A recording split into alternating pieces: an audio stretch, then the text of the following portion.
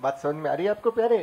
अब समझे जरा, 100 करोड़ 200 करोड़ कैसे, इसको भी हमेशा के लिए क्लियर कर लो, नहीं तो कोई कहेगा जो पढ़े लिखे हैं उनको ये बातें नहीं समझ में आती।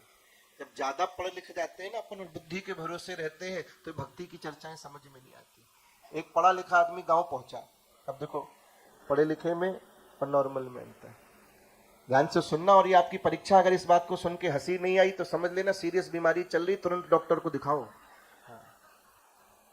पहले नहीं हंसो, वैसे तुम्हारा स्टॉक कम है, पहले ही खर्च कर लोगे फिर बाद में नहीं हंसोगे। पहले सुनो अच्छे से। पढ़ा लिखा आदमी पहुंचा, किसी दुकान पर गया, एक सेठ की दुकान थी जहां परचूने का सामान रखता था, पीछे उसके बैल बंधा हुआ था। पहले जब तेल निकालते थे ना कोल्हू के, तो उसको बीच में डंडे से उसमें बैल को बांध दिया जाता था, वो गोल गोल घूमता रहता था, तेल निकलता रहता। तो सेठ आगे बैठा है, कोल्हू का बैल दुकान के पीछे है, वो गद्दी पे बाहर मुंह करके बैठा है।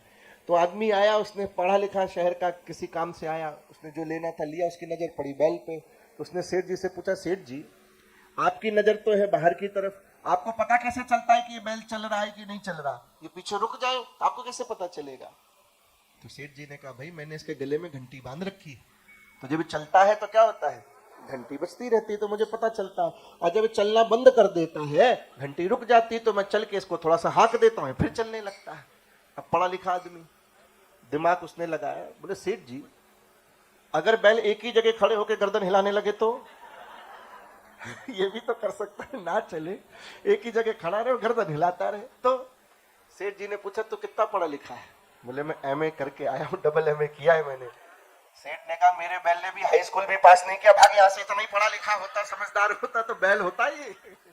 राधे राधे। डबल एमए करके आया, बैल एक जगह खड़े होकर गर्दन हिलाई। मेरे बैल ने अभी हाई स्कूल भी नहीं पास किया। राधे राधे।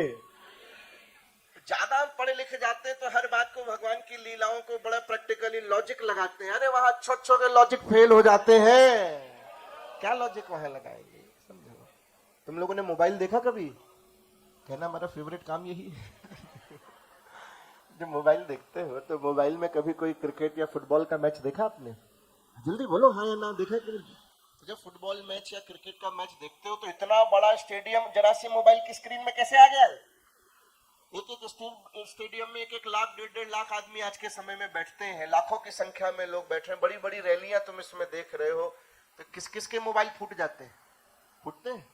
ये मोबाइल किसने बनाया? एक साधारण आदमी ने तो बनाया, हमारे तुम्हारे जैसे ने। तो एक साधारण आदमी एक जरा सी हथेली की स्क्रीन पे अगर लाखों लोगों को दिखा सकता है, देश के देश दिखा सकता है, तो क्या भगवान वृंदावन में 200 करोड़ गोपियां नहीं दिखा सकता? राधे राधे।